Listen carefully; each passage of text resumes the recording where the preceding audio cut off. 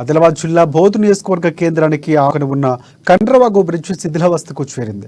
కూలిపోయే స్థితిలో ఉండి నెలలు గడుస్తూ ఉన్న కొత్త బ్రిడ్జ్ నిర్మాణ పనులు ప్రారంభించకపోవడంతో 15 ఆదివాసీ గిరిజన గ్రామాల ప్రజలు ఆందోళన చెందుతున్నారు. విద్యా, వైద్యం, వ్యవసాయ పనులు, మహారాష్ట్ర వైపుకు వెళ్లే ప్రయాణికులు వివిధ పనుల నిమిత్తం ఈ బ్రిడ్జ్ మీదుగానే నిత్యం రాకపోకలు సాగించాల్సి ఉంటుందని చెబుతున్నారు. అనుకోకుండా ఏదైనా ప్రమాదం జరిగితే అవకాశాలు కూడా ఉన్నాయని చెబుతున్నారు. రాబోయేది వర్షాకాలం కాబట్టి బ్రిడ్జ్ నిర్మాణం చేపట్టకపోతే అటువైపు గ్రామాల ప్రజలు రాకపోకలు బంద్ బాహ్య ప్రపంచానికి దూరంగా కలిసిన దీన పరిస్థితి కలుగుతుందంటూ ఆయా వర్గాల ప్రజలు ఆవేదన వ్యక్తం చేస్తున్నారు. నా పేరు రాఠోడ్ అంబాజీ, మర్రపల్లి గ్రామము. నేను మాజీ సర్పంచ్. ఈ బ్రిడ్జ్ లేకుంటే మాకు 12 గ్రామాల ప్రజలకు 9 గ్రామ పంచాయతీలు ఉన్నాయి.